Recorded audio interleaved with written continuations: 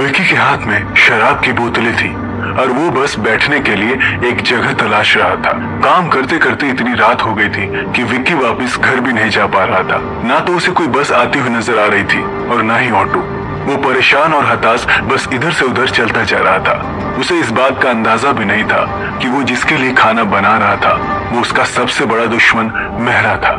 वो जानता था कि मेहरा उसकी जान के पीछे पड़ा हुआ था और वो उसे किसी भी तरह से खत्म कर देना चाहता था। वो यह भी जानता था कि जरूर इस वक्त तक मेहरा समीर को उसके खिलाफ कान भरने शुरू कर दिए होंगे। अब मेरा क्या होगा? क्या करूंगा मैं इन शक्तियों का? बेकार है ये सब, फिजूल है।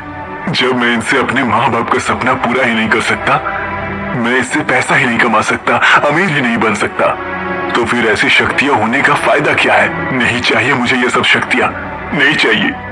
विकी अपने आप में बड़बड़ाए हुए जा रहा था और उसने एक बोतल तो चलते चलते ही खत्म कर दी थी।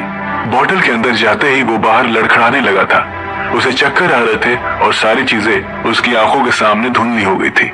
पीछे से एक दंदनाता हुआ ट्रक आ रहा था। वो कब से विकी को एक तरफ हो जाने के लिए हॉर्न बजाया जा रहा था, लेकिन विकी के कानों में उसकी आवाज नहीं जा रही थी। विकी तो बस अपनी ही धुन में चला जा रहा था। उसका नशा उसके सिर पर चढ़ने लगा था और उसके पैर उसके काबू में नहीं थे। निहारिका, ओ निहारिका! वो जोर से अपने दोनों हाथ फैलाकर चिल्लाया और सड़क के बीचों बीच खड़ा हो गया। वो नशे में क्या बोले जा रहा था उसे कुछ भी समझ नहीं आ रहा था। इतने में अचानक उसकी आंखों पर एक तेज रोशनी पड़ी। सामने से दंदनाती हुई एक जीप आ रही थी।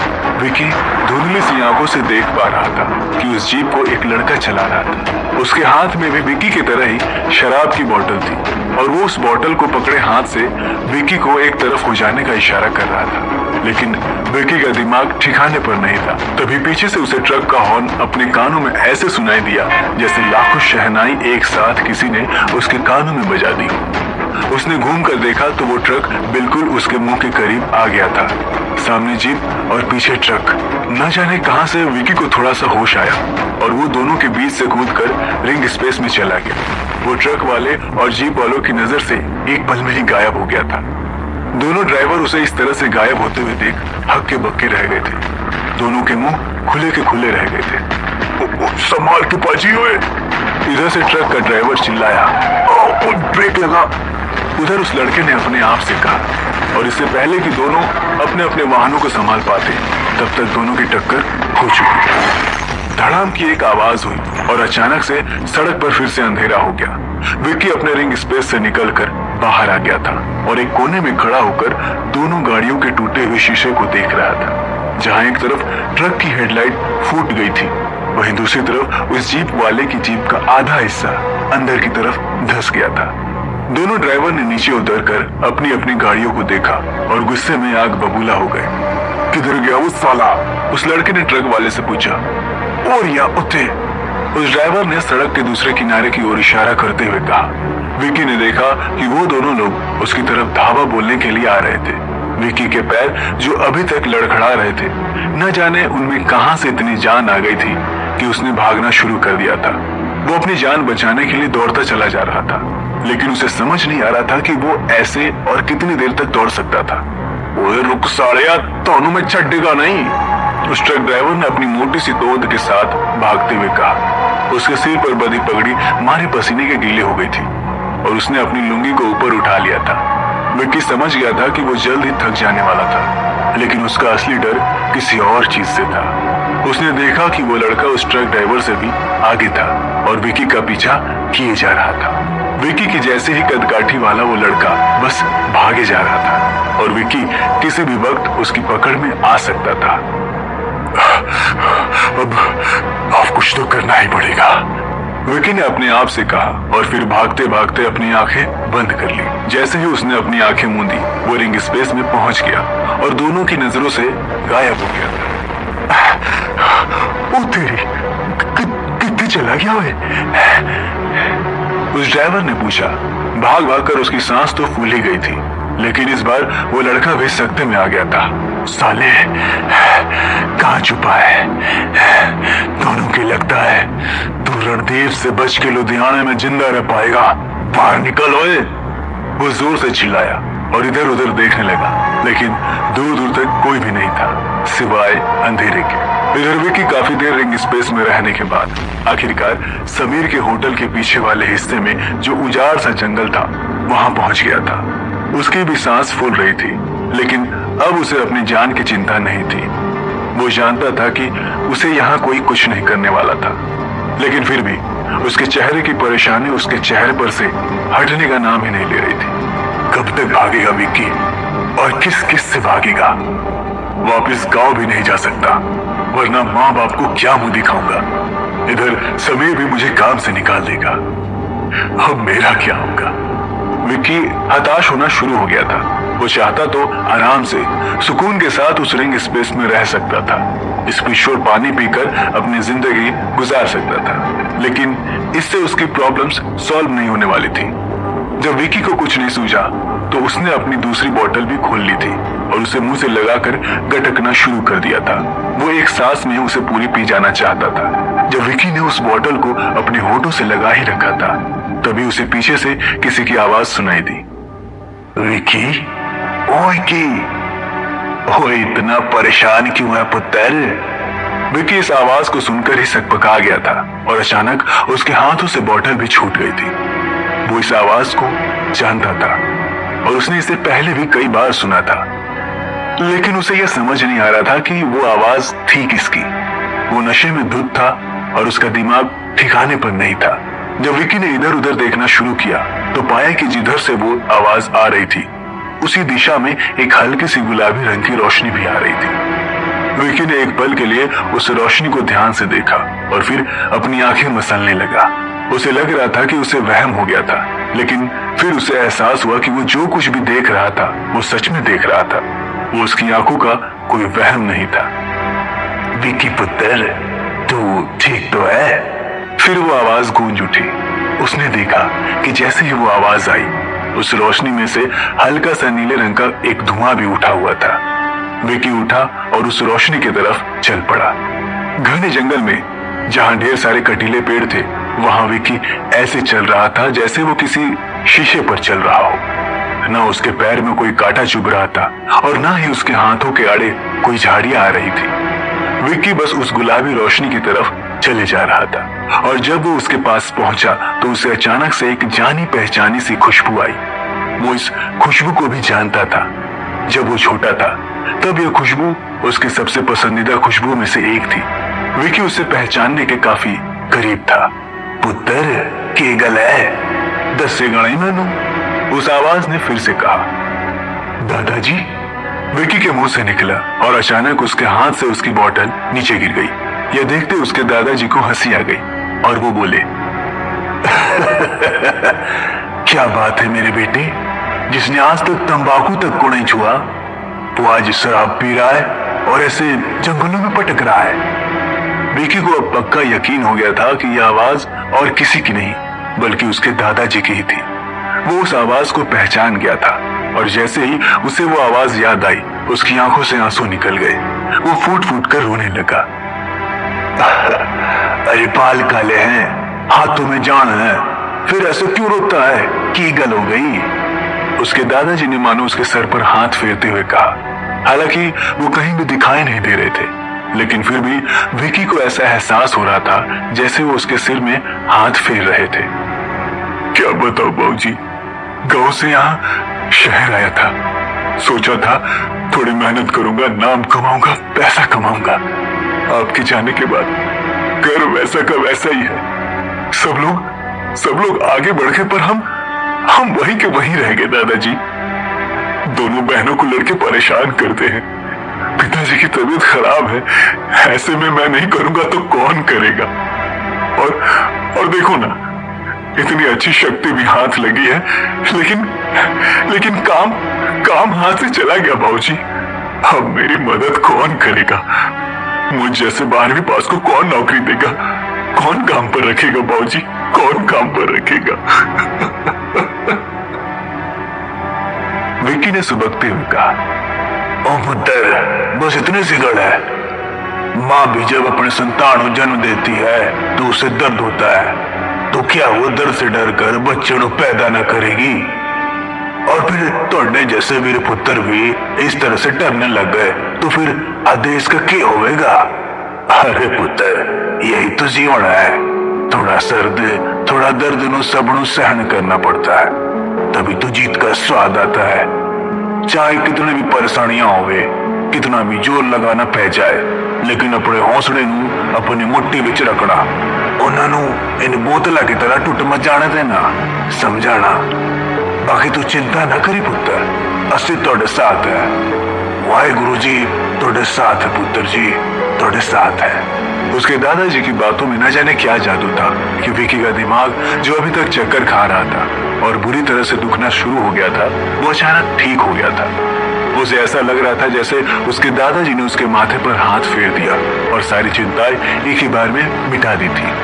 वो अब काफी हल्का महसूस कर रहा था और उसके हल्के होते ही धीरे धीरे रोशनी भी गायब होना शुरू हो गई थी और देखते ही देखते वो विक्की की आंखों के सामने से ओझल हो गई थी। इधर जब विक्की अंधेरे में खड़ा अपने आप को रोशन महसूस कर रहा था तो उधर दूसरी तरफ समीर के होटल में अभी भी माहौल गरमाया हुआ था। न सिर्फ मेहरा बल्कि समीर खुद भी विक्की की इस हरकत पर काफी गुस्से में नजर आ रहा था। विक्की जिस तरह से उससे बात करके बीच में से चला गया था, उससे तो समीर को लग रहा था कि वो उसका धंधा चौपट कर गया था। विक्की मेहरा के बारे में कुछ नहीं जानता था, लेकिन समीर उसे अच्छे से जानता था। मेहरा की धागों की बड़ी सी मिल थी, वो हर चीज के लिए धागे बनाता था और फिर उन धागों से कालीन से लेकर शर्ट तक सब कुछ बनाता था। ऐसे में समीर चाहता था कि वो जैसे तैसे करके मेहरा को इस बात के लिए रिझा ले कि वो समीर के होटल में कुछ पैसा लगा दे, जिससे उसकी इनकम बढ़ जाए। कुछ ना तो कम से कम वो समीर के होटल में अपनी मंथली पार्टीज को शिफ्ट कर देता, तो भी उसके लिए बड़ी बात थी। वो पहले ही बड़ी मुश्किल से उसके हाथ आया था, लेकिन आज विक्की ने उसके सारे किए किराए पर पानी फेर दिया था। सर मुझे माफ कर दीजिए, मैं आपसे माफी चाहूंगा। आप प्लीज उसकी बातों का बुरा। इससे पहले कि समीर अपनी बात पूरी कर पाता, मेहरा वहां से जाने लगा था। समीर भी उसके पीछे पीछे भाग रहा था। सर गलती हो गई सर, मुझे नहीं पता था कि आपकी उससे कोई दुश्मनी थी। इससे पहले कि समीर फिर से अपनी बात पूरी करता, इधर मेहरा ने उसे घूरते हुए देखा और कहा, दुश्मनी? ओए, तुम्हें लगता है कि ऐसे आदमी को मैं अपना दुश्मन भी बनाऊंगा? अरे ये एक नंबर का लुच्चा आदमी है, कुड़ियों को परेशान करता है, शराब के नशे में उसके साथ उल्टे सीधी हरकतें करता है, बदतमीजियां करता है उनके साथ, और तुमने ऐसे आदमी को काम पर रख लिया। मेहरा ने कहा, ये सारे काम वो खुद करता था, लेकिन इसके लिए जलील विक्की को कर रहा था। वो देख पा रहा था कि विक्की को जिस तरह का आम लड़का समझ रहा था, वो वैसा बिल्कुल भी नहीं था। वो एक बार पहले भी उसके रास्ते में आया था और आज फिर से वो उससे टकरा गया था। सर, उससे गलती हो गई होगी सर, पर वो जानबूझकर ऐसा नहीं कर सकता है। मैं विक्की को अच्छी तरह से जानती हूँ। इतने में महिमा ने विक्की का बीच बचाव करते हुए कहा। वो विक्की को जानती थी और वो यह भी जानती थी कि विक्की ऐसा कुछ भी नहीं कर सकता था, जैसा मेहरा बता रहा था। लेकिन महिमा को इस तरह से बीच में बोलता हुआ देख मेहरा को गुस्सा आ गया था और वो समीर की तरफ देखे जा रहा था। तुम बीच में मत बोलो। समीर महिमा के पास गया और धीरे से उसे चुप करवाते हुए बोला, मुझे अपने स्टाफ को डिफेंड करने का पूरा हक है, मैं भी इस बिजनेस में पार्टनर हूँ। महिमा ने अपनी कलाई छुड़ाते हुए कहा, तुम दोनों मेरी बात ध्यान से सुनो।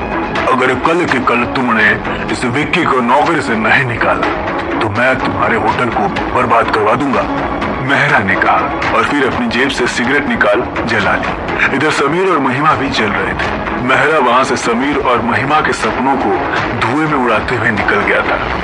अब आगे क्या होना था? क्या विक्की को सच में समीर नौकरी से निकाल देता या फिर विक्की उसे मनाने में कामयाब हो जाता? इन सभी सवालों के जवाब जानने के लिए सुनते रहें बस इतना सा ख्वाब। समीर को मेहरा की तरफ से अल्टीमेटम मिल चुका था और उसे विक्की को नौकरी से अगली सुबह ही निकाल देना था। लेकिन वो जानता था कि विक्की ने आज जो खाना बनाया था उसकी तारीफ किए बिना तो खुद समीर भी नहीं रह पाया था। ऐसे में अब वो अपने ढेर सारे कस्टमर्स को खो दे या फिर वो मेहरा की नाराजगी को मोल ले, उसे कुछ समझ नहीं आ रहा था। रात होते ही सब लोग उसके होटल से निकल गए थे और समीर और महिमा भी अपने घर पहुंच गए थे। तुम्हें बीच में नहीं बोलना चाहिए था, तुम्हारी वजह से मेहरा का गुस्सा और भी बढ़ गया था, समीर ने महिमा से कहा। वो बाथरूम से निकलकर अपने बालों को सुखा रही थी। जैसे ही उसने समीर के मुंह से यह बात सुनी तो वो शीशे में से ही समीर की ओर देखने लगी और बोली, तुम ये क्यों नहीं कहते कि उसे हम पर गुस्सा करने का बहाना चाहिए था? मुझे नहीं लगता कि मैंने कुछ गलत किया है, उल्टा मुझे तो इसमें हमारा ही फायदा नजर आता है। महिमा ने कहा। वो अच्छी तरह से जानती थी कि उसे समीर को कैसे मनाना था। उसे मालूम था कि अगर वो विकी का पक्ष लेती तो शायद समीर उसकी बात को कभी नहीं मानता, लेकिन अगर वो उसे उस पूरे काम में उसका फायदा दिखा देती तो समीर अपनी जगह से उठकर बैठ जाता, और हुआ भी यही था। जैसे ही समीर ने फायदे का नाम सुना वो अपनी जगह पर उठकर बैठ गया था। कैसा फायदा? मैं भी देख रही हूँ कि तुम काफी वक्त से मेहरा के पीछे पड़े हो। मैं मानती हूँ कि वो एक बहुत बड़ा इन्वेस्टर है और उसके आने से हमारा फ्यूचर सिक्योर हो सकता है, लेकिन तुम ये नहीं समझ रहे हो कि वो हमारा फायदा नहीं करवाना चाहता, उल्टा हमारा नुकसान करवाना चाहता है। महिमा ने कहा। कैसे? समीर की रुचि और भी ज्यादा बढ़ने लगी थी। देखो, वो तुमसे यह कहकर बाहर निकल गया कि तुम विकी को नौकरी से निकाल दो।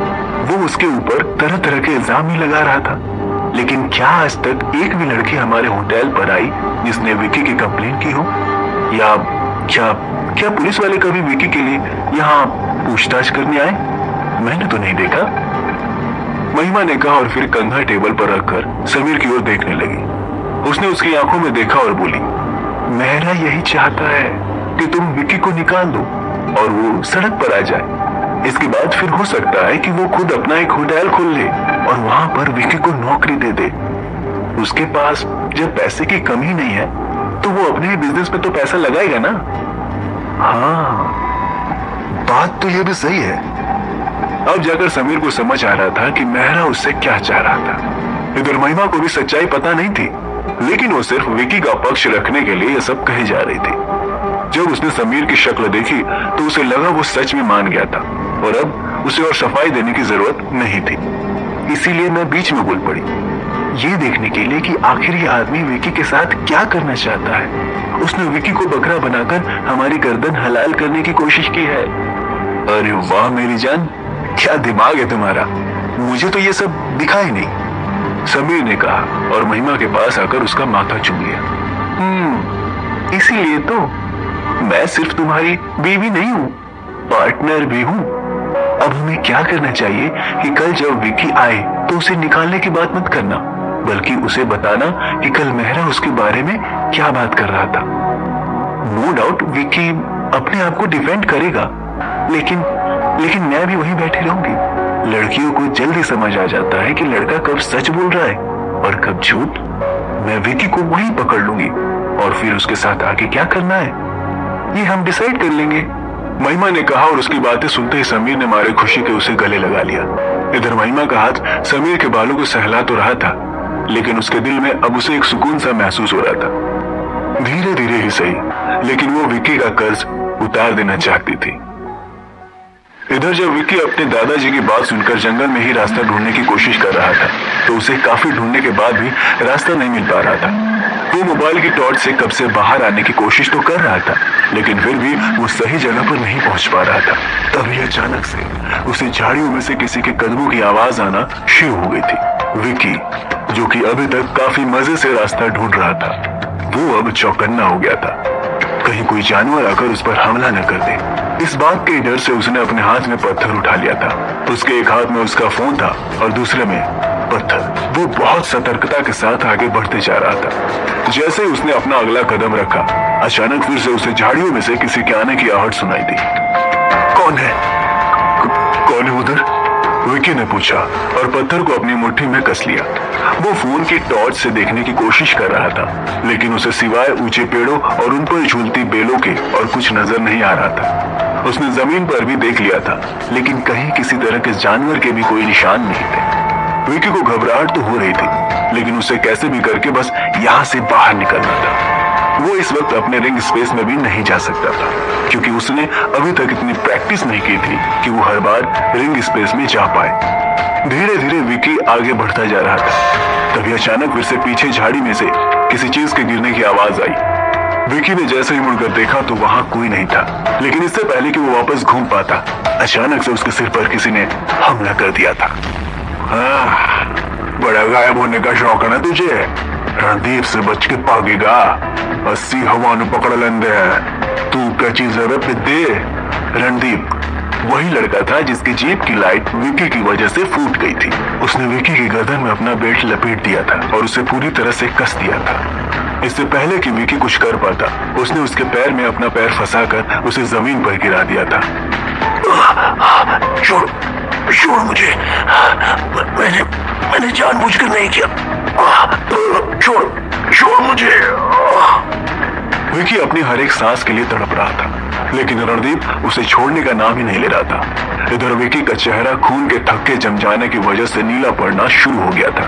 इससे पहले कि विकी की जान निकल जाती, उसने अपने हाथ में रखा पत्थर रणदीप के सर पर मार दिया था। वो जोर से चिल्लाया और विकी के ऊपर उसकी पकड़ ढीली हो गई।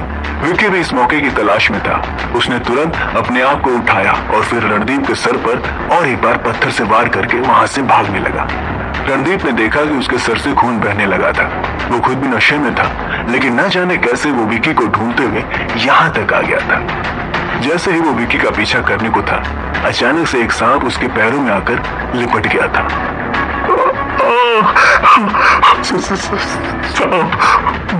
बचाओ मुझे, बचाओ सांप! रणदीप जोर से चिल्लाया, लेकिन तब तक विकी अपनी जान बचाकर बहुत दूर जा चुका था। काफी देर तक दौड़ भाग करने के बाद जब उसने देखा कि सुबह होने लगी थी, तो विकी को भी रास्ता आसानी से मिल गया था। कहने को तो वो जंगल बहुत छोटा था, लेकिन अंधेरे में ऐसा लग रहा था जैसे वो अपने आकार से 10 गुना ज्यादा बढ़ गया हो। इधर सूरज की हल्की हल्की किरणें जब पेड़ों से छनकर जमीन पर गिरने लगी, तो विकी ने देखा कि वो सड़क के बिल्कुल किनारे पहुंच गया था। वो वहां से बाहर आया और फिर आसपास देखने लगा। ये वो जगह नहीं थी जहां से समीर का होटल पास था। उसका होटल काफी दूर था। क्या करूं? होटल जाऊं, लेकिन जाकर भी क्या फायदा? उसने तो मुझे पहले ही नौकरी से निकालने की सोच ली होगी। बेकार पहले यहाँ से वहां तक जाऊंगा और फिर वहां से बेइज्जत होकर घर आऊंगा। सीधा घर ही चलता हूँ, जो होगा दिखा जाएगा। विकी ने सोचा और फिर इंटरनेट पर अपने घर की लोकेशन डालकर आगे बढ़ने लगा। इधर सजना भी उस रात नशे में धुत होने के साथ साथ गुस्से में भी पागल हो गई थी। वो देख रही थी कि जिस तरह से मेहरा उस होटल में घुस आया और उसने विकी के साथ जिस तरह का बर्ताव किया था, वो उसे बिल्कुल पसंद नहीं आ रहा था। वो विकी को अपना हीरो मानती थी और उसने बढ़िया खाना बनाने के बाद उसने सबके सामने यह बात साबित भी कर दी थी। लेकिन फिर भी मेहरा जैसे लोग उस जैसे सीधे आदमी को परेशान करने पर तुले हुए थे। उसका मन तो यही कर रहा था कि वो मेहरा को गोली मार दे, लेकिन वो शहर का बड़ा आदमी था और उसे मारने के बाद भले ही संजना के साथ जो कुछ भी होता, लेकिन उसके परिवार के लिए इससे निपटना बहुत मुश्किल हो जाता। परिवार? किस बात का परिवार? To hell with such family. Sanjana की गाड़ी जैसे जैसे घर की तरफ जा रही थी, वैसे वैसे उसका गुस्सा और भी ज्यादा बढ़ता जा रहा था। वो हमेशा से ही अपने परिवार से अलग रही हुई लड़की थी। वो ढेर सारे मगरमच्छों के बीच एक मछली की तरह महसूस करती थी। उसे ऐसा लगता था कि उसके परिवार को प्यार ने नहीं, बल्कि पैसे ने एक दूसरे के साथ बांधा हुआ था। इसलिए वो कभी अपने घर वालों की बात नहीं मानती थी। उसे ऐसा लगता था कि ये जो कुछ भी कहते हैं सिर्फ पैसे के लिए कहते हैं। इंसान इनके लिए सिर्फ पैसा कमाने की मशीन है। लेकिन अब इन मेहरा जैसे लोगों की वजह से मैं उस डांस क्लब में भी काम नहीं कर पाऊंगी। संजना ने अपनी सिगरेट जला ली थी और फिर धुआं खिड़की से बाहर छोड़ते हुए अपने आप से कहा, आज रात जो भी हुआ उसके बाद वो थोड़ी और परेशान हो गई थी। उसे समझ नहीं आ रहा था कि अब वो क्या काम करे। इस तरह का काम भी उसने इसीलिए चुना था क्योंकि उसके परिवार वाले उसे कभी ये सब काम करते हुए नहीं देख सकते थे और वो अपना विरोध इसी तरह से दर्ज करवाना चाहती थी। अपने अगले काम के बारे में सोचते सोचते उसकी गाड़ी कब उसके घर के बाहर आकर खड़ी हो गई थी, उसे पता ही नहीं चला। ये टाइम है तुम्हारा घर आने का? और ये उसके पिता मनोहर सिंघानिया को जब संजना में से शराब और सिगरेट की बू आई तो उनका दिमाग खराब हो गया था। वो संजना की इस तरह की छोटी मोटी और बचकानी हरकतों को बर्दाश्त तो कर लेते थे, लेकिन आज तो पानी उनके सर से ऊपर जा चुका था। मुझे अंदर आने दीजिए, आई एम स्लीपी। संजना ने कहा और उसके पिता को दरवाजे से दूर कर अंदर की ओर जाने लगे। अच्छा, और मैं यहाँ पागल हूँ जो इतनी रात तक तुम्हारा जग का इंतजार कर रहा हूँ। तुम्हें हमारी तो नहीं, लेकिन अपनी जरा सी भी चिंता फिक्र है या नहीं?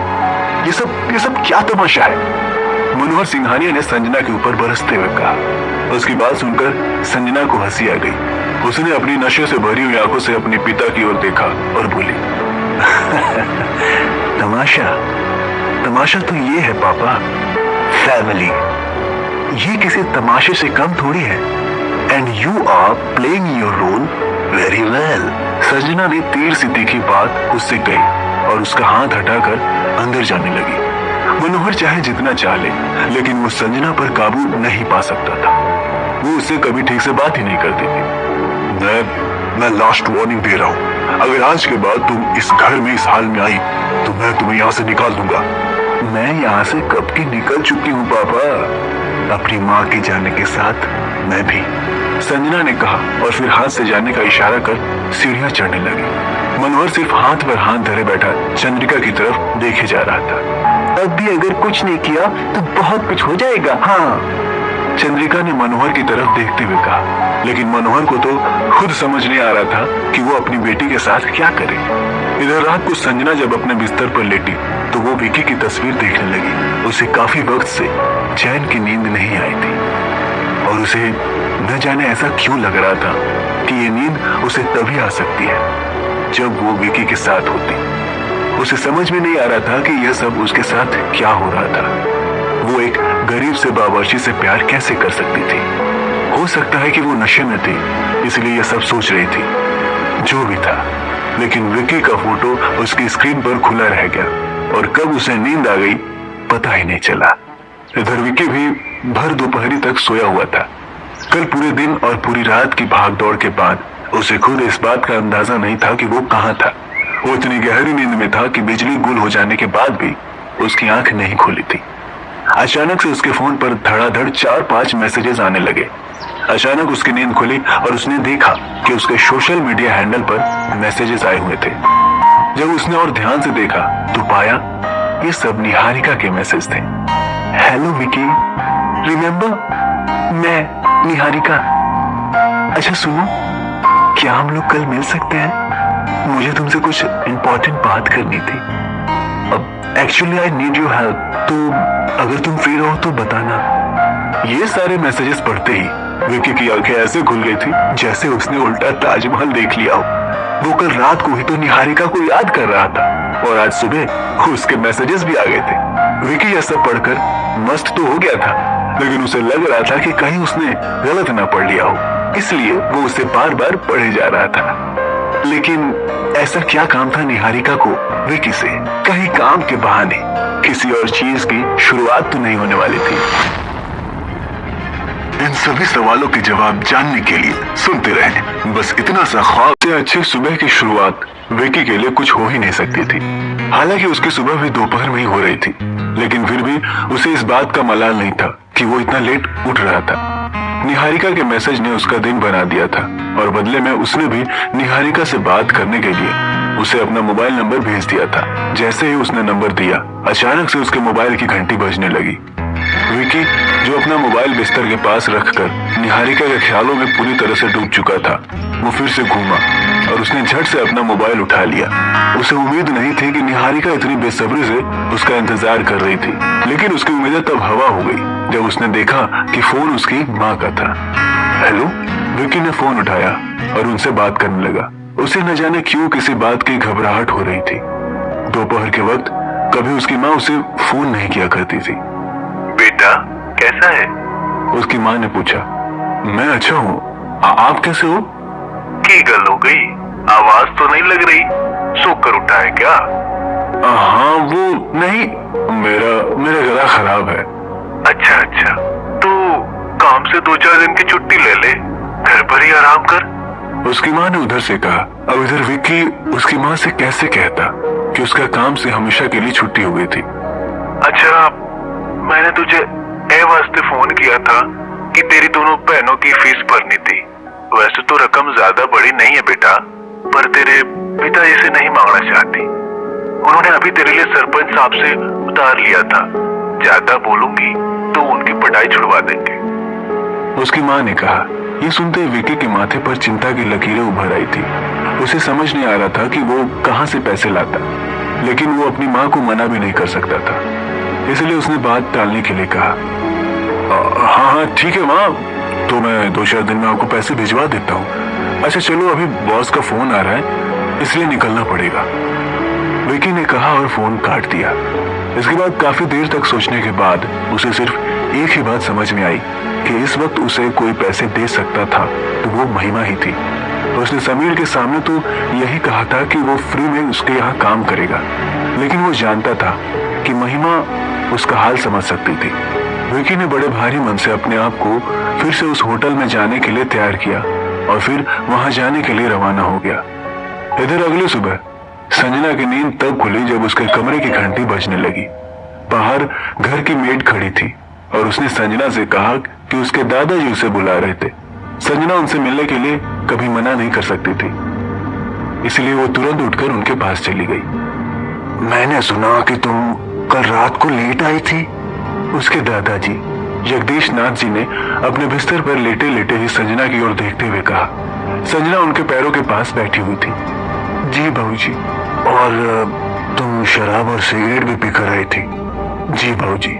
संजना, मेरी तरफ देखकर बात करो। मुझे मालूम है तुम ये सब क्यों करती हो, लेकिन मुझे यह भी पता है कि इससे तुम्हारी वो समस्या हल नहीं हो पाएगी बेटा, जिसे तुम हल करने की सोच रही हो। जैसे उसने अपने दादाजी के मुंह से यह बात सुनी तो उसकी आंखें अचानक से उनके चेहरे पर जा टिकी थी। इस पूरे घर में अगर उसे किसी से नजर मिलाकर बात करना पसंद था तो वो सिर्फ उसके दादाजी ही थे। बचपन में तो वो अपने दादाजी के साथ खूब खेलती थी, लेकिन जब से उसके दादाजी ने बिस्तर पकड़ा था तब से वो भी मानो अकेली हो गई थी। वो ज्यादातर वक्त बीमार रहते थे और इसलिए संजना का ठीक से ध्यान नहीं रख पाते थे।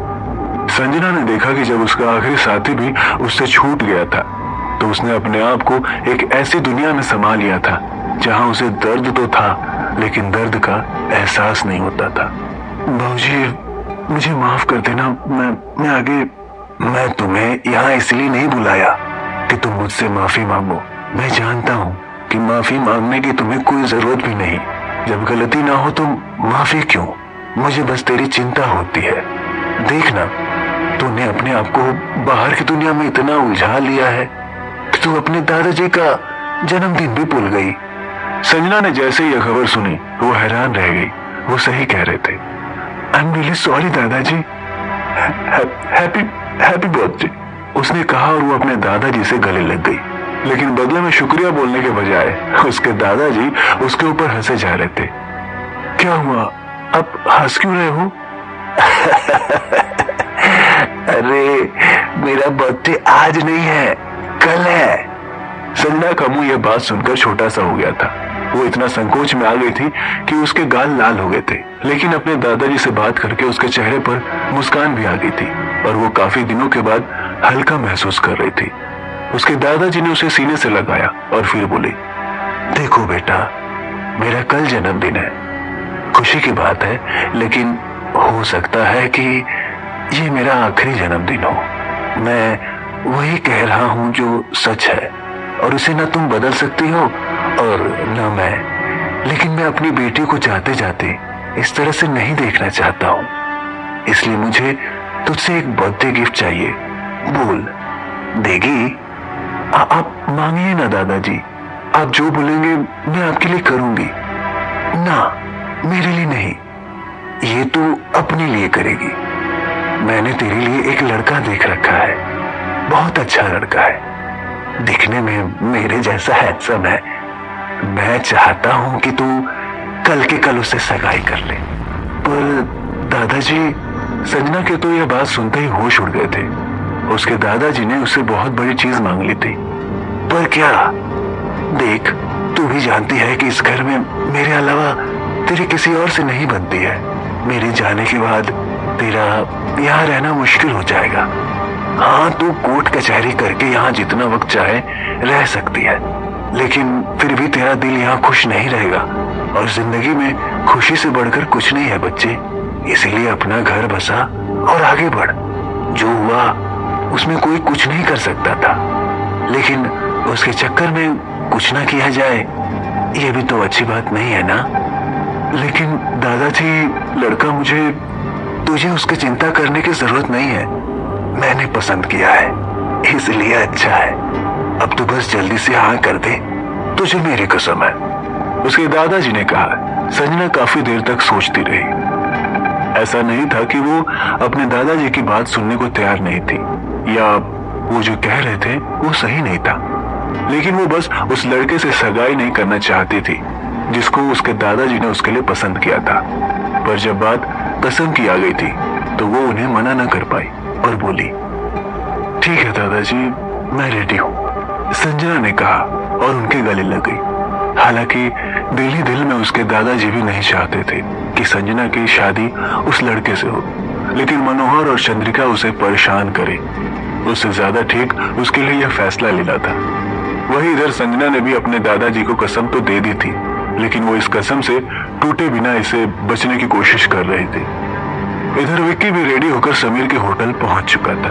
वो जानबूझकर आगे के रसोई के दरवाजे से अंदर घुसने की कोशिश नहीं कर रहा था। वो नहीं चाहता था कि समीर उसे अंदर आते हुए देखे, इसलिए वो पीछे के रास्ते से चुपके से किचन में दाखिल हो गया था। लेकिन उसका यह प्लान पूरी तरह से फेल हो गया था। उसने देखा कि महिमा रसोई में खड़ी होकर खाना बना रही थी और उसके साथ ही समीर भी खड़ा था। वो रोटियां सेक रहा था। मर गए, विकी ने कहा, और जैसे ही वो वहां से निकलने को था कि अचानक पीछे से आवाज आई, अरे विकी, कहाँ जा रहा है? समीर ने न सिर्फ उसे आवाज देकर रोक लिया था, बल्कि वो उसे मुस्कुराते हुए देखता भी जा रहा था। विकी को पहले तो समझ में नहीं आ रहा था कि वो उसे इतना उत्साह के साथ क्यों देखे जा रहा था, लेकिन बाद में जब समीर और महिमा ने उसे कल रात उसके जाने के बाद क्या हुआ उसके बारे में बताया तो वो हैरान रह गया। क्या? महिला ने मेरे बारे में यह सब कहा? क्या बात है, बड़े लोग कितने छोटे होते हैं ना। महिला से पूछना कि लड़की मैं छेड़ता हूं या वो छेड़ता है। पूछना उससे कि उस रात संजना के साथ गाड़ी में जबरदस्ती करने की कोशिश वो कर रहा था या मैं कर रहा था। और उससे यह भी पूछना कि संजना को बचाने के लिए वो आया था या मैं। माना कि संजना जो भी काम करती हो, लेकिन इज्जत तो इज्जत ही होती है ना। और अगर तुझे मेरी बात पर भरोसा ना हो तो मैं तेरे सामने ही संजना से तेरी बात करवा देता हूँ, विकी ने कहा और अपनी जेब से फोन निकालने लगा। जब वो फोन निकाल ही रहा था तब इधर महिमा ने समीर की तरफ देखा। वो आंखों ही आंखों में उसे समझा चुकी थी कि विकी झूठ नहीं बोल रहा था, और समीर भी नहीं चाहता था कि वो विकी को किसी भी तरह से इस बात का एहसास होने दे कि वो उसके ऊपर शक कर रहा था। अरे नहीं विकी, तुझे ये सब करने की कोई जरूरत नहीं है भाई, मुझे तुझ पर पूरा विश्वास है। नहीं, मैं बात करवा देता हूँ, अभी सच सामने आ जाएगा। नहीं विकी, उसकी कोई, अरे नहीं, तू अभी रुक। जैसे विकी ने अपना फोन निकाला तभी फिर से उसका फोन बजने लगा। ले, खुद संजना का ही फोन आ गया। हेलो, हाँ संजना, विकी ने इधर से कहा। विकी, मैं संजना बोल रहा हूँ। अरे हाँ, मुझे मालूम है तुम संजना बोल रही हो, और मैं अभी तुम्हें ही फोन करने वाला था। क्यों? तुम्हें कैसे पता चला कि मैं फिर से एक मुसीबत में पड़ गई हूँ? क्या? ये सुनते ही विकी के होश उड़ गए थे। उसे समझ में नहीं आ रहा था कि संजना क्या लोहे की बनी थी जो मुसीबत चुंबक की तरह उसके ऊपर आकर चिपक जाती थी। विकी ने समीर और महिमा से 1 सेकंड की इजाजत ली और फिर कोने में जाकर उससे बात करने लगा। विकी, मेरे दादाजी का कल जन्मदिन है और वो डेथ बेड पर है। उन्हें लग रहा है कि वो किसी भी वक्त दुनिया छोड़कर जा सकते हैं, इसीलिए वो चाहते हैं कि जाने से पहले मेरी सगाई किसी लड़के से करवा दें। वो कल के कल मेरी सगाई करवाना चाहते, लेकिन मैं सगाई नहीं करना चाहती। संजना ने कहा। हाँ तो तुम मना कर दो ना, विकी ने कहा। वो इससे ज्यादा संजना की कोई मदद नहीं करना चाहता था। वो जानता था कि संजना की मदद करने का मतलब था सामने से मुसीबत को अपने गले पड़ने के लिए बुलावा देना, और ऐसा कुछ वो चाहता नहीं था। नहीं, मैं मना नहीं कर सकती हूँ। मेरे दादाजी ने मुझसे कसम ले ली है, लेकिन मैं ये सगाई नहीं करना चाहती हूँ विक्की। इस लड़के से वो मेरी सगाई करवाना चाह रहे हैं, वो उनकी नहीं, मेरे स्टेप मदर और मेरे पापा की पसंद का है। एंड आई नो कि उन्होंने मेरे लिए कैसा लड़का चुना होगा। विक्की, मेरी जिंदगी पहले ही बर्बाद है, और अगर मैंने ये सगाई कर ली तो और बर्बाद हो जाएगी। अच्छा, तो ये बताओ कि मुझसे क्या चाहती हो? विकी ने पूछा। मैं चाहती हूँ कि तुम कल पार्टी में आओ। मैं तुम्हें अपने परिवार से और उस लड़के से ये कहकर मिलवाऊंगी कि तुम मेरे बॉयफ्रेंड हो। इस तरह वो लड़का खुद मुझसे सगाई करने से मना कर देगा। क्या? अरे तुम्हारा दिमाग खराब है? मैं तुम्हारे घर पर आऊं और वो भी तुम्हारा बॉयफ्रेंड बनकर? विकी को यह बात बिल्कुल हजम नहीं हो रही थी। अरे बाबा, सिर्फ एक दिन की बात है। कौन सा मैं तुम्हें अपना परमानेंट बॉयफ्रेंड बना रही हूँ? हाँ, तो तुम अपने किसी दोस्त से ये काम करवा लो ना। मुझसे नहीं हो पाएगा, विकी ने कहा और वो फोन रखने ही वाला था। अगर वो संजना का बॉयफ्रेंड बनने के लिए राजी भी हो जाता तो भी वो कल यह काम नहीं कर सकता था। कल उसे निहारिका से मिलने के लिए जाना था। उसकी जिंदगी की एक नई शुरुआत में वो किसी तरह की रुकावट नहीं चाहता था। विकी, मेरा कोई दोस्त नहीं है। सब लोग मुझे यूज करने के लिए आते हैं। अगर तुम मुझे यूज करना चाहो तो मुझे इसमें कोई दिक्कत नहीं। बोलो तुम्हें कितना पैसा चाहिए? मैं देने के लिए तैयार हूँ। संजना ने कहा। उसे विकी के ऊपर गुस्सा आ रहा था। उसे तो लग रहा था कि वो उसके साथ अपना दर्द साझा कर सकती थी, लेकिन शायद उसने विकी से कुछ ज्यादा ही उम्मीदें बांध ली थी। इधर विकी ने काफी देर तक उसके बारे में सोचा और फिर आखिर में बोला, तुम मुझे गलत समझ रही हो। मैं शहर में रह रहा हूं, लेकिन कोई मशीन नहीं हूं जिसे चलाने के लिए उसमें तेल डालना पड़े। इंसान हूं, इंसान की समस्या समझता हूं। एड्रेस भेज देना, कल आ जाऊंगा। विकी ने कहा और फोन कट कर दिया। एक बार को तो उसका मन कर रहा था कि वो संजना से मुंह मांगी रकम मांगकर अपनी जिंदगी की सारी समस्याओं को एक ही बार में खत्म कर दे, लेकिन फिर उसे लगा कि वो इतना नीचे नहीं गिर सकता है। और इस सब में उसका नुकसान हो गया था। ना वो निहारिका से मिलने जाने वाला था और ना ही उसके हाथ में उसकी नौकरी रह गई थी। उसका फिर से महिमा और समीर से भी मिलने का मन नहीं कर रहा था और वो उन्हें बिना बताए वहां से निकल गया। इधर उस लड़के के फोन पर संजना की तस्वीर खुली हुई थी और वो उसे निहारे जा रहा था। संजना उसे एक ही नजर में पसंद आ गई थी। उसका गोरा रंग, घुंघराले बाल और गहरी नीली आंखें देखकर वो उसका दीवाना हो गया था। पूरे दिन वो बिस्तर पर लेटा बस उसी की तस्वीर देखे जा रहा था और एक ही बात बड़बड़ाए जा रहा था, संजना वेट्स रणदीप, संजना वेट्स रणदीप, रणदीप सिंह ठकरवाल, संजना सिंघानिया। उसकी नजर फोन के स्क्रीन पर दिखते ही अपने रिफ्लेक्शन पर चली गई थी। वो देख पा रहा था कि कल रात विक्की से झड़प के बाद उसके सिर पर एक घाव उभर आया था। ये देखकर उसके अंदर गुस्से का एक उबाल आ गया था। अब आगे क्या होने वाला था जब रणदीप और विक्की फिर से एक दूसरे के सामने आते? क्या वो एक दूसरे को पहचान लेते? इन सभी सवालों के जवाब जानने के लिए सुनते रहें बस इतना सा ख्वाब। विक्की हताश सा चेहरा लेकर इधर अपने घर आ गया था। उसका मन संजना की मदद के लिए जाने का बिल्कुल नहीं हो रहा था, लेकिन जाने के अलावा उसके पास और कोई चारा भी नहीं था। भलाई के चक्कर में उसने हाँ कर दी थी और अब वो अपनी जुबान से मुकर नहीं सकता था। लेकिन इससे भी बड़ी चिंता जो उसे खाए जा रही थी वो थी काम की। उसे समझ में नहीं आ रहा था कि अब उसका बिजनेस वो कैसे आगे बढ़ाएगा, जबकि उसकी जेब में उसकी बहन की फीस भरने तक के पैसे नहीं थे। वो बस अपनी उंगली में पहनी हुई अंगूठी को देखे जा रहा था। वो देख पा रहा था कि दुनिया में उससे बेवकूफ कोई सुपर हीरो नहीं था। उसके पास में ताकत तो थी, लेकिन इस ताकत से ना तो वो अपनी मदद कर पा रहा था और ना ही दूसरों की। उसे समझ में नहीं आ रहा था कि आखिर में वो ऐसा क्या करे जिससे उसकी जिंदगी की समस्याएं हल हो जाए। क्यों ना सब्जी की दुकान लगा लूं, ऑर्गेनिक के नाम पर बेचूंगा और आराम से पैसे भी कमाऊंगा, उसने अपने मन में सोचा। लेकिन फिर उसे याद आया कि उसके पास सब्जी खरीदने तक के लिए पैसे नहीं थे। ऐसे में वो इतने बड़े ख्वाब कैसे देख सकता था। जब विक्की हताश होकर अपना सिर पकड़कर बैठ गया, तभी उसे फोन पर एक अननोन नंबर से फोन आया। हेलो, विक्की ने बहुत ही उदास आवाज में कहा। मैं निहारिका बोल रही हूँ, हम कल मिल रहे हैं ना? उधर से निहारिका ने कहा। विक्की उसकी आवाज सुन खुश तो हो गया था, लेकिन उसका सवाल सुनकर उसका मन फिर से उदास हो गया था। नहीं निहारिका, मैं तुमसे कल नहीं मिल पाऊंगा। एक्चुअली मेरी एक फ्रेंड किसी प्रॉब्लम में फंस गई है, तो कल मुझे उसके पास जाना पड़ेगा, विक्की ने इधर से कहा। अच्छा ठीक है। निहारिका उदास हो गई थी। वो भी विक्की से मिलना तो चाहती थी, लेकिन कई दिनों से उसे कोई बहाना नहीं मिल रहा था। अब जब बहाना उसके हाथ लग गया था तो विक्की के पास उससे मिलने के लिए कोई वक्त नहीं था। शाम के वक्त बस स्टैंड पर खड़ी वो अपनी बस का इंतजार कर रही थी। अंधेरे से भरते हुए आसमान को देखकर अभी तक उसे कुछ महसूस नहीं हो रहा था, लेकिन विक्की की बात सुनकर वो जरूर उदास हो गई थी। वैसे क्या काम था? विक्की ने पूछा। वो एक्चुअली मैंने एग्रीकल्चर के फील्ड में पीएचडी की है और उसी फील्ड में एक रिसर्च करना चाहती थी। मुझे लगा कि तुम गांव से हो, खेतों और फसलों के बारे में तुम्हें अच्छा नॉलेज होगा, इसलिए मैं तुम्हें अपनी रिसर्च का पार्ट बनाना चाहती थी। और हाँ, इसमें पैसे भी मिलेंगे। निहारिका ने कहा, क्या बात कर रही हो? विक्की तुम्हारे खुशी के उछल पड़ा। वो इसी तरह के किसी काम की तलाश में था। उसकी शक्तियों का इस्तेमाल तो खेत से ज्यादा और कहीं भी ठीक से नहीं कर सकता था, और इस काम के लिए जब उसे पैसे भी मिलने वाले थे तब तो वो और भी ज्यादा खुश हो गया था। ठीक है, मैं करूंगा, पक्का करूंगा, लेकिन बस मैं कल नहीं आ पाऊंगा, पर मैं परसों तुमसे मिल लूंगा, सुबह ही मिल लूंगा। बोलो कब और कहाँ हूँ? विक्की एक ही सांस में बोल उठा।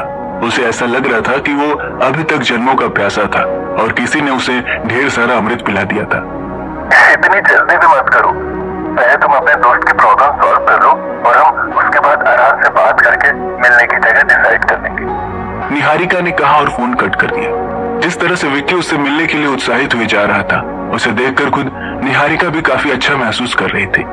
विक्की से तो वो भी मिलना चाहती थी, लेकिन उसे उसकी यह बात काफी अच्छी लगी कि वो अपने काम से पहले दूसरों की मुसीबत को जगह देता है। इधर विक्की भी मारे खुशी के नाच रहा था। वो जानता था कि उसे इतना पैसा नहीं मिलने वाला था, लेकिन फिर भी वो उसकी बहन की फीस तो भर भी सकता था। वो अपने बाबूजी के कंधों पर से जल्द उनका बोझ हल्का कर देना चाहता था। चलो अब थोड़ा आराम कर लेते हैं, उसके बाद सुबह जल्दी उस संजना के पास भी जाना है। क्या कपड़े पहनूंगा? विक्की ने अपने आप से कहा और फिर अपने कपड़ों की अलमारी के पास जाकर कपड़े देखने लगा। पहनने के लिए उसके पास कुछ खास नहीं था, और जो उसके हिसाब से खास था वो यहाँ बड़े शहर में बहुत आम था। इसलिए काफी देर तक दिमाग लगाने के बाद उसे लगा कि उसे अब और दिमाग नहीं लगाना चाहिए, और इसलिए वो अपने बिस्तर पर आकर लेट गया। इधर महिमा और समीर विक्की के बिना ही आज के सारे ऑर्डर्स पूरा करने में लगे हुए थे। शुरुआती दिनों में तो खाना वो दोनों ही बनाते थे, लेकिन अब उन्हें इतने सारे लोगों के लिए खाना बनाने की आदत नहीं रह गई थी। उसके बाद से जब से विक्की उनकी रसोई में आया था, तब से वो दोनों आराम से काउंटर पर बैठकर पैसे ही गिनते रहते थे। भले उसे आए सिर्फ 2-4 ही दिन हुए थे, लेकिन उसने समीर और महिमा का काफी बोझ हल्का कर दिया था। तुम फोन करके उसको बोल क्यों नहीं देते कि वो कल से आ जाए? महिमा ने कहा। अभी नहीं। समीर ने उसकी ओर देखा और मना कर दिया। उसकी आंखों में देखकर ही महिमा समझ गई थी कि उसके दिमाग में कुछ खुराफात चल रहा था। पर क्यों? देख नहीं रहे हो, हम दोनों यहाँ लगे हुए हैं, बाहर कोई नहीं है। अच्छा शेफ मिलना मुश्किल है समीर, महिमा ने उसे समझाते हुए कहा। हाँ, अच्छा शेफ मिलना मुश्किल है, लेकिन उससे भी ज्यादा मुश्किल है अच्छे शेफ का कम दामों पर मिलना। अगर अभी मैं विक्की को आगे से फोन करके बुलाऊंगा तो वो ज्यादा मोटी रकम मांगेगा। हो सकता है कि वो बिजनेस में पार्टनरशिप की भी बात कर ले, लेकिन अगर 2-4 दिन भूखे मरने के बाद जब वो खुद से आएगा तो मैं उसे जो चाहूँ उस कीमत पर अपने यहाँ काम करने के लिए रख सकता हूँ। हाँ, पर समीर ये तो गलत बात है ना। भले तुम उसे काम दे रहे हो, लेकिन वो तुम्हारा दोस्त भी तो है। तुम उसे एक शेफ की तरह नहीं बल्कि एक दोस्त की तरह देखो ना। दोस्त? समीर को महिमा की बात सुनते ही हंसी आ गई थी। उसे इस शब्द से ना जाने क्यों नफरत सी होने लगी थी, और धीरे धीरे उसका इस शब्द से विश्वास उठ गया था। बिजनेस में कोई किसी का दोस्त नहीं होता है, समीर ने कहा। महिमा को विश्वास नहीं हो रहा था कि समीर इस तरह की भी बात कर सकता है। ठीक है, मानती हूँ बिजनेस में दोस्त नहीं होते, लेकिन इथिक्स तो होते हैं, वैल्यूज तो होती है। अगर कल को विक्की हमारे पास नहीं आया और कहीं और चला गया तो? वो नहीं जाएगा। क्यों? क्योंकि वो मुझे अभी भी अपना दोस्त मानता है, समीर ने कहा, और फिर कढ़ाई में से सब्जी एक प्लेट में खाली करने लगा। महिमा देख पा रही थी कि सुबह से काम करने की वजह से उसके एप्रॉन पर दाग लग गए थे। वो यह भी देख पा रही थी कि इतने साल काम करने के बाद उसके मन में भी दाग लग चुके थे। इधर अगली सुबह संजना अपने घर पर सजकर तैयार हो चुकी थी। उसके पिताजी हर्बल मेडिसिन के एक बड़े व्यापारी थे। न सिर्फ उनकी ढेरों फैक्ट्रीज पूरे इलाके में फैले हुई थी, बल्कि उनकी दवा देश की हर आयुर्वेदिक दुकान पर आसानी से मिलती थी। आज उनके लिए एक खुशी का दिन था। सिंघानिया परिवार में सालों के बाद कोई खुशी का मौका आया था। इससे पहले इस घर में आखिरी शादी खुद संजना के पिता की हुई थी, लेकिन उसे देखकर संजना को जरा भी खुशी नहीं हुई थी, और न ही किसी और को। संजना की माँ के मर जाने के बाद उसके पिता ने दूसरी शादी कर ली थी। दूसरी बीवी के आ जाने की वजह से उनका ध्यान संजना पर से बिल्कुल हट गया था और उसी का नतीजा था कि आज संजना उनके हाथ से बाहर निकल चुकी थी। इतने बड़े घर में वो इतना अकेला महसूस करती थी कि वो हर रोज सुबह ही अपने घर से बाहर निकल जाती और सीधा रात को आती। लेकिन आज वो चाहकर भी वहां से बाहर नहीं जा सकती थी। वो अपने कमरे में बैठकर तैयार हो रही थी। उसने अपने माँ की गिफ्ट की हुई आखिरी ड्रेस पहनी हुई थी।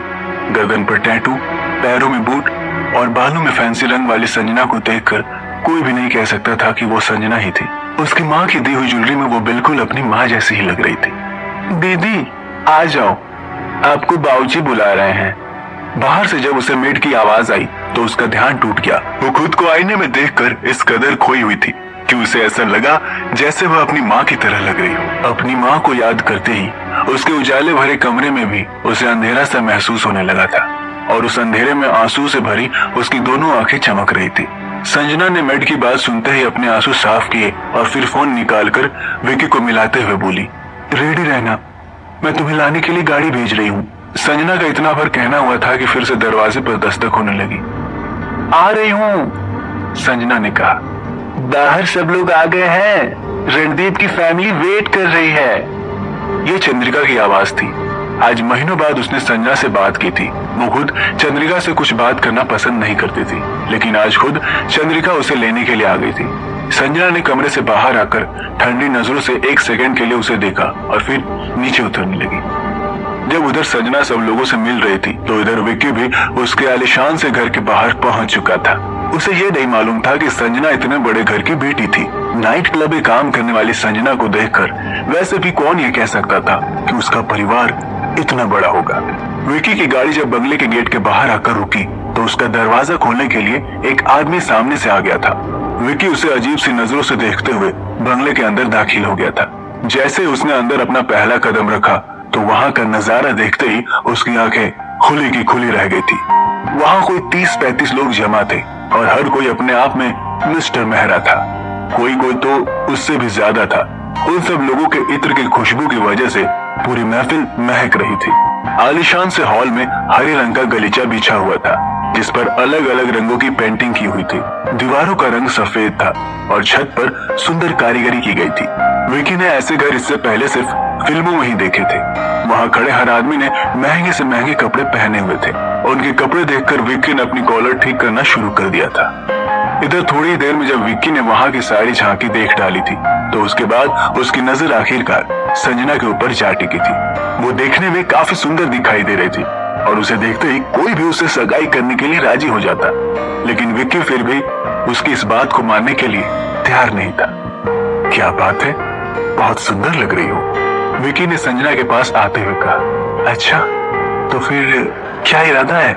संजना ने भी उसकी तरफ शरारत भरी नजरों से देखते हुए कहा, लेकिन विक्की को उसका इशारा समझ में नहीं आ रहा था। वो देख रहा था कि संजना उसे मुस्कुराती हुई देखे तो जा रही थी, लेकिन वो कहना क्या चाह रही थी उसे समझ में नहीं आ रहा था। क्या कहना चाहती हो? साफ साफ कहो और जल्दी से बताओ ये सब नाटक कब खत्म होगा? तुम चाहो तो हम इस नाटक को हकीकत में बदल सकते हैं, संजना ने फिर से उसे छेड़ते हुए कहा। दिमाग खराब है क्या? मैं सबको बता दूंगा कि तुम मुझसे ये नाटक करवा रही हो।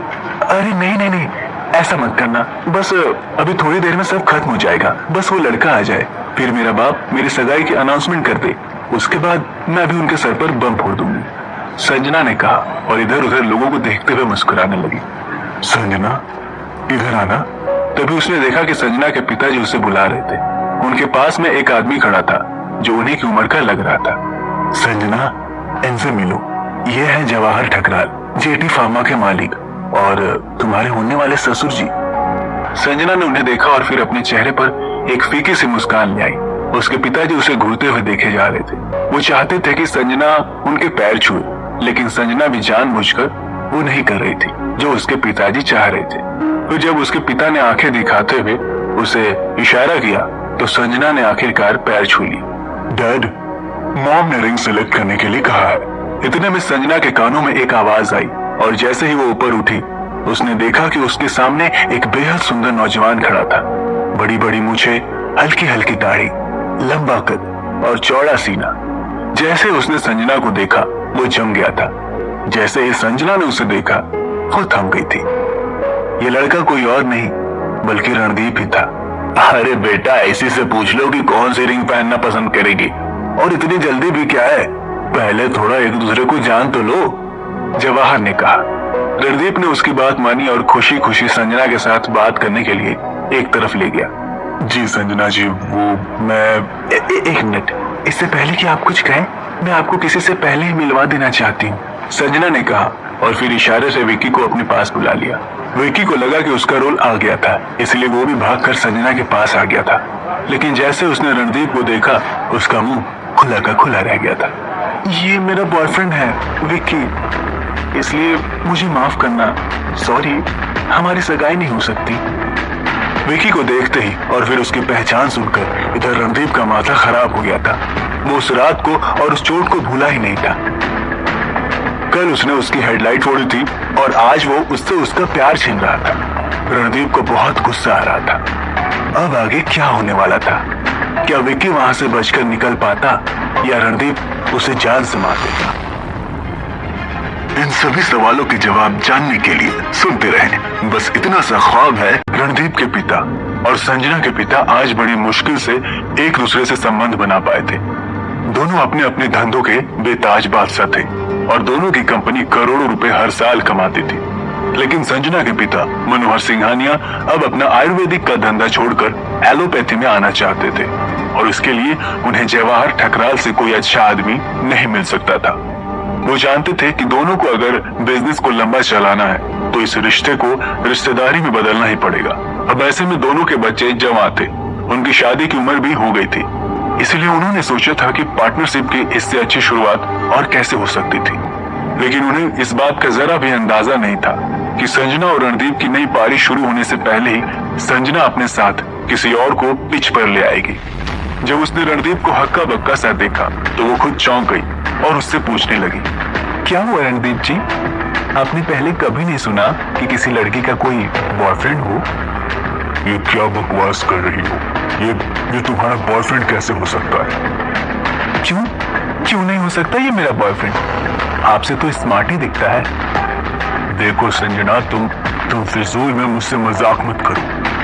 मैं मजाक नहीं कर रही हूँ बल्कि सच कह रही हूँ। मैं विक्की को दिलो जान से प्यार करती हूँ और शादी में उसी के साथ करूंगी। इधर संजना जब इतने बड़े बड़े डेंगे हाँक रही थी तो उधर विक्की की सांस फूलती जा रही थी। उसे इस बात से डर लग रहा था कि कहीं जोश जोश में संजना और ज्यादा ना बोल जाए। वो अच्छी तरह से जानता था कि रणदीप और उसकी पहले से ही पटरी नहीं बैठती थी और अगर ऐसे में उसे और गुस्सा आ गया तो शायद उन दोनों के बीच में हाथापाई भी हो सकती थी। विक्की को इतना भी पता था कि रणदीप एक बड़े बाप का लड़का था, इसलिए वो चाह कर भी उससे पंगा नहीं ले सकता था। इसलिए विक्की ने संजना को देखा और फिर खिसियाकर मुस्कुराते हुए बोला, अरे नहीं संजना, मुझे लगता है कि ये भाई साहब मुझसे ज्यादा स्मार्ट है और इनके पास तो पैसा भी खूब है। प्यार से बढ़कर पैसा होता है, इसलिए तुम्हें इन्हीं से। इससे पहले कि वो संजना से आगे की बात कह पाता, संजना उसे आंखें निकाल कर देखने लगी थी। वो मन ही मन उसे गालियां दे रही थी। विक्की भी समझ गया था कि वो अपनी आंखों से क्या कहना चाह रही थी, लेकिन उसे मालूम नहीं था कि उसमें और रणदीप के बीच में क्या हुआ था। नहीं बेबी, कैसी बातें कर रहे हो? इसमें और तुम में जमीन आसमान का अंतर है। कहाँ ये जो मुझे बिना जाने पहचाने मुझसे शादी करने के लिए आ गया, और तुम मुझे जानते हो, समझते हो, चाहते हो, फिर भी आज तक मुझे किसी बंधन में बांधने की बात तक नहीं करते, संजना ने कहा और फिर विक्की को घूर कर देखने लगी। लेकिन विक्की को समझ में नहीं आ रहा था कि वो संजना को अपना हाल कैसे समझाए।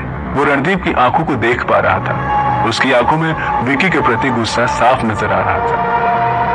अरे संजू, मेरी बात समझने की कोशिश करो, तुम रणदीप के साथ ज्यादा खुश रहोगी, विक्की ने फिर से खिसियाकर हंसते हुए कहा। संजना को उसके ऊपर गुस्सा आया और उसने उसके पैर पर अपनी हील से मार दिया। विक्की के मुंह से चीख निकल गई थी, लेकिन उसने चीख को अपने मन में रोक लिया था। इधर संजना ने फिर से उसे मुस्कुराते हुए देखा और बोली, बेबी नो नो नो, जीऊंगी तो तुम्हारे साथ और मरूंगी भी तुम्हारे साथ, संजना ने कहा और रणदीप को जलाने के लिए उसके हाथ को पकड़ लिया था। रणदीप ने जैसे ही यह देखा तो उसकी आंखें गुस्से से जलने लगी। वो अपनी आंखों से आग बरसा रहा था और इससे पहले कि वो संजना को उससे दूर करता, विक्की ने उसका हाथ थामा और उसे एक कोने में ले गया। तुम्हारा दिमाग खराब है क्या? तुम उसके सामने ये सब क्या बोले जा रहे थे? संजना ने दबी आवाज में कहा। दोनों सीढ़ियों के नीचे आ गए थे और वो किसी को नजर नहीं आ रहे थे। अरे तुम समझ नहीं रही हो, ये रणदीप है और कल मेरा इसके साथ। साले छोड़ उसका हाथ, छोड़। बहुत हो गया तमाशा तुम दोनों का, रणदीप ने कहा और विक्की के हाथ से संजना का हाथ छुड़ाते हुए विक्की से बोला, देख सान, कल रात को तू बच गया था, लेकिन आज मैं तुझे छोड़ने वाला नहीं हूँ, समझा ना? तू रेडी रहना, आज मैं तुझे धरती से रवाना कर दूंगा, लेकिन उससे पहले मैं इससे निपटूं। रणदीप ने कहा और फिर संजना की तरफ देखकर बोला, देखो संजना, ज्यादा बनने की कोशिश मत करो। अगर ऐसी कोई बात थी तो तुम्हें पहले इसके बारे में बताना चाहिए था। सब तैयारियां हो गई हैं, मेरी तरफ से मेहमान आ गए हैं, तुम्हारे नाम की अंगूठी बन गई है। अगर अब भी तुम सगाई के लिए नहीं मानी तो मेरे पिताजी की रेपुटेशन पर सवाल उठने लगेंगे और मैं उन पर उठने वाले एक भी सवाल बर्दाश्त नहीं करूंगा। कौन कह रहा है कि मैं सगाई के लिए मना कर रही हूँ? सगाई तो मैं करने के लिए तैयार हूँ, लेकिन तुम्हारे साथ नहीं, विक्की के साथ। और तुम चिंता मत करो, सारे इंतजाम की चिंता मुझे भी है, इसलिए मैं सोच रही हूँ कि जो काम आगे करना है उसे आज ही कर देती हूँ। संजना ने कहा और रणदीप के हाथ से अपना हाथ छुड़ाते हुए उससे पहले दोनों अंगूठियां ली और फिर विक्की का हाथ पकड़कर आगे बढ़ने लगी। रणदीप ने जब विक्की का हाथ संजना के हाथों में देखा तो उसकी आंखों में जैसे आग लग गई थी। इधर विक्की की धड़कनें भी बढ़ती जा रही थी। उसे अभी तक यही लग रहा था कि ये सब नाटक हो रहा था, लेकिन अब उसे संजना से डर लगने लगा था। संजना ने आखिर में विक्की को लेकर बीच में आकर खड़ी हो गई थी। Loving guests, attention please, attention please, Sanjana ने कहा। सब लोगों की आंखें उसकी तरफ मुड़ गई थी, लेकिन जैसे ही उन लोगों ने देखा कि संजना ने रणदीप का नहीं बल्कि विक्की का हाथ पकड़ा हुआ था, तो वो सब के सब दंग रह गए थे। उसके पिता मनोहर सिंघानिया का तो दिल ही उसके सीने से बाहर निकल आया था। अब क्या तमाशा कर रही है ये? चंद्रिका ने मनोहर से कहा। लेकिन हर बार की तरह इस बार भी वो ये नहीं जानता था कि संजना क्या तमाशा करने वाली थी। आप सब लोग यहाँ मेरी सगाई के लिए आए हैं, उसके लिए बहुत बहुत शुक्रिया। मुझे बहुत खुशी हो रही है कि आप सब लोग मेरी खुशी में शामिल हो रहे हैं। मुझे इस बात से और भी ज्यादा खुशी हो रही है कि आज मेरे माँ बाप मुझसे फाइनली आजाद हो रहे हैं। मैं उनकी आजादी वाले प्लान में कुछ नहीं बदलना चाहूंगी, लेकिन मैं बस आप लोगों को इतना बताना चाहूंगी कि मैं सगाई रणदीप से नहीं बल्कि विक्की से कर रही हूँ। विक्की और मैं पिछले 2 साल से रिलेशन में है। ट्रस्ट मी, ये बहुत अच्छा लड़का है और मैं एटलीस्ट इसके साथ तो रहकर ये महसूस करती हूँ कि मैं जिंदा हूँ। सॉरी ठकराल अंकल, आप अपने हैंडसम बेटे के लिए कोई गॉर्जियस लड़की ढूंढ लेना और पापा आप इनको अंगूठी के लिए पे कर देना। हाँ? इतना कहते ही संजना विक्की की तरफ मुड़ी और उसका हाथ ऊपर उठा लिया। मारे डर के विक्की के पैर कांप रहे थे। संजना, ये सब तुम क्या कर रही हो? उसने डरते हुए कहा। चुप रहो और जो मैं करती जा रही हूँ तुम बस उसमें मेरा साथ दो, संजना ने कहा और फिर उसकी उंगली से उसकी अंगूठी उतार कर उसे उसके दूसरे हाथ में पहना दिया। सब लोग मानो सन्न रह गए थे, किसी को अपनी आंखों पर विश्वास नहीं हो रहा था। उधर रणदीप अपने पिता का चेहरा देख रहा था जो गुस्से और घिन से भर गया था। वो मनोहर की तरफ देखे जा रहे थे, लेकिन मनोहर ने अपनी नजरें नीची कर ली। इधर अंगूठी पहनने के लिए संजना ने अपने हाथ से विक्की को दोनों में से एक अंगूठी दे दी थी और अपना हाथ उसकी तरफ बढ़ा दिया था। संजना, ये क्या कर रही हो? पागल हो गई हो क्या? विक्की ने उसे आंखों ही आंखों में इशारे से समझाते हुए कहा। तुम चिंता मत करो, मैं सब संभालूंगी, बस मेरे ऊपर भरोसा रखो। इधर से संजना ने भी उसे इशारों में ही समझाया। अरे क्या खाक संभाल लोगी? अगर मैंने तुम्हें अंगूठी पहना दी तो मेरी तुमसे सगाई हो जाएगी और मैं तुमसे सगाई नहीं करना चाहता हूँ, मैं किसी और से। विक्की पहले उसे देखकर उसे समझा रहा था और फिर बाकी लोगों की तरफ देख रहा था। उसका गला सूखता जा रहा था और अब उसे बहुत जोर से प्यास लग रही थी। वो बस इस बात का इंतजार कर रहा था कि कोई आए और उसे रोक ले, लेकिन कोई भी उसकी तरफ नहीं बढ़ रहा था। इधर संजना ने फिर से अपना हाथ थोड़ा सा ऊपर उठा दिया था विकी ने उसकी उंगलियां देखी और फिर एक गहरी सांस लेने लगा। वो किसी भी हाल में संजना को यह अंगूठी नहीं पहना सकता था, चाहे ये नाटक ही था और चाहे उन दोनों के बीच ऐसा कुछ नहीं होने वाला था, फिर भी वो ऐसा नहीं कर सकता था। उसका मन तो कर रहा था कि वो गायब होकर अपने रिंग स्पेस में चला जाए, लेकिन फिर उसे लगा कि इतने सारे लोगों के सामने गायब हो जाने पर वो शक के घेरे में आ सकता था। जो भी हो, वो अंगूठी नहीं पहना सकता था। और इससे पहले कि वो संजना का हाथ खुद से छोड़ता, अचानक से उसके कंधे पर एक हाथ आया और फिर उसे अपने कानों में एक चीख सुनाई दी, साले। जैसे उसने घूम कर देखा तो पाया कि पीछे रणदीप खड़ा था। उसने झटके से विकी का हाथ संजना के हाथ से छुड़वाया और फिर उसके गाल पर एक खींच कर तमाचा लगा दिया। विकी धक्का खाकर एक तरफ गिर गया था। रणदीप उसे गुस्से भरी नजरों से देख रहा था और इससे पहले कि विकी उठ पाता, रणदीप संजना की तरफ बढ़ा। तुम्हारे परिवार की इज्जत नहीं होगी, तुम्हें अपने बाप की रिस्पेक्ट की कोई वैल्यू नहीं होगी, लेकिन मेरे पिता की इज्जत उछालने की तुमने हिम्मत कैसे की? रणदीप ने इतना भर कहा और फिर संजना के गाल पर तमाचा लगाने के लिए अपना हाथ उठा दिया। संजना भी एक बार के लिए उससे डर गई थी और उसने मारे डर के अपनी आंखें बंद कर ली थी। सब लोग रणदीप के गुस्से को देखकर चौंक गए थे, लेकिन इससे पहले कि उसका हाथ संजना के गाल पर पड़ता, अचानक उसे एहसास हुआ कि उसका हाथ बीच में ही रुक गया था और आगे जाने का नाम ही नहीं ले रहा था। जब उसने घूम कर देखा तो पाया कि विक्की ने उसका हाथ पकड़ रखा था। वो भी उसी तरह से रणदीप को देख रहा था जिस तरह से रणदीप उसे देख रहा था। हाथ छोड़ दे, वरना मैं तुझे नहीं छोड़ूंगा। वो तुझसे शादी नहीं करना चाहती है। अगर तू उसके साथ जबरदस्ती करेगा तो मैं तुझे नहीं छोड़ूंगा, विक्की ने कहा।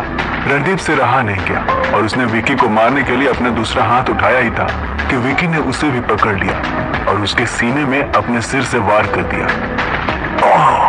रणदीप के मुंह से चीख निकल। विक्की ने संजना की ओर देखा। संजना फिर से उसकी मुरीद हो गई थी। उसे आज फिर से वही विक्की नजर आ रहा था जो उसने उस रात देखा था और वो उसको अंगूठी पहनाने के लिए बेताब हुई जा रही थी। विक्की संभालो, इतने में संजना ने कहा और उसके सामने आकर खड़ी हो गई। उसने देखा कि रणदीप ने उसके ऊपर हमला करने के लिए अपनी मुट्ठी में एक नुकीला सा औजार पहन लिया था। वो उसकी तरफ मुक्का मारने ही वाला था कि इतने में संजना उसके सामने आ गई थी। उसने दूसरे हाथ से संजना को हटाने के लिए अपना हाथ बढ़ाया ही था कि तभी पीछे से किसी के चिल्लाने की आवाज आई, संजना दीदी। सब लोग की नजर एक ही झटके में बालकनी की तरफ घूम गई थी। संजना ने देखा वहां पर उसकी मेड खड़ी थी। वो बुरी तरह से घबराई हुई थी और पसीने से तरबतर हो गई थी। संजना उसे देखकर ही समझ गई थी कि क्या हुआ था। फिर भी उसकी मेड ने कहा, बाबूजी की तबीयत बहुत खराब हो गई है। मेड की सांसें फूल रही थी, लेकिन वो अपनी पूरी बात संजना को समझा चुकी थी। इससे पहले कि संजना उसकी बात पूरी सुनती, उसने सीढ़ियां चढ़ना शुरू कर दिया था। इधर मनोहर और उसके पीछे पीछे चंद्रिका ने भी जाना शुरू कर दिया था। कोई जल्दी से डॉक्टर को बुलाओ, संजना ने ऊपर से चिल्लाते हुए कहा और विक्की ने अपना फोन निकालकर तुरंत हॉस्पिटल में फोन लगा दिया था। लगभग 20 मिनट के बाद वहां डॉक्टर आए और विक्की उन्हें लेकर सीधा ऊपर चला गया। देखिए ना, मेरे दादाजी आंखें नहीं खोल रहे हैं, संजना ने घबराते हुए कहा। मनोहर के चेहरे पर भी शिकन की लकीरें उभर आई थी, लेकिन चंद्रिका के दिल में मानो शांति सी हो गई थी। क्या हुआ था इन्हें? डॉक्टर ने उनके पास बैठ अपना बैग खोलते हुए पूछा। कुछ नहीं जी, ये लेटे हुए थे, फिर इन्हें पानी की प्यास लगी। इन्होंने इशारे में पानी मांगा और जैसे ही मैं पानी लेकर उनके पास गई और उन्हें उठाया तो ये झटका खाकर अटक गए। इनका हाथ जो उठा हुआ था वो उठा का उठा ही रह गया और वो खुद नीचे गिर गए। डॉक्टर ने तब तक उनकी पल्स रेट, हार्ट बीट और ऑक्सीजन लेवल चेक कर लिया था, लेकिन उन्हें कहीं भी से पॉजिटिव रिस्पॉन्स नहीं मिल रहा था। फिर डॉक्टर ने देखा कि उन्होंने अपनी आंखों की पुतलियां भी फेर ली थी। काफी देर तक चेक करने और उन्हें हिलाने के बाद जब उन्हें होश नहीं आया तो उस डॉक्टर ने कहा, आई एम सॉरी, मुझे उम्मीद तो नहीं है, लेकिन ऐसा लग रहा है कि हम इन्हें नहीं बचा पाएंगे। फिर भी आप इन्हें जल्द से जल्द हॉस्पिटल ले जाइए। व्हाट? संजना के पैरों के नीचे से जमीन खिसक गई थी। इस खबर को सुनने के बाद वो गश खाकर गिरने वाली थी। खुद मनोहर की भी धड़कन उसके दिल में ही अटक गई थी। जैसे ही वो उन्हें ले जाने के लिए तैयार हुए, तभी बीच में विकी को ना जाने क्या सूझा और उसने कहा, रुकिए, एक बार मुझे देखने दीजिए। जैसे ही विकी का इतना कहना हुआ, सारी आंखें उसकी तरफ मुड़ गई थी। अब आगे क्या होने वाला था? क्या संजना विकी को उसके दादाजी का इलाज करने देगी? क्या विकी उसके दादाजी को बचा पाएगी? इन सभी सवालों के जवाब जानने के लिए सुनते रहें बस इतना सा ख्वाब।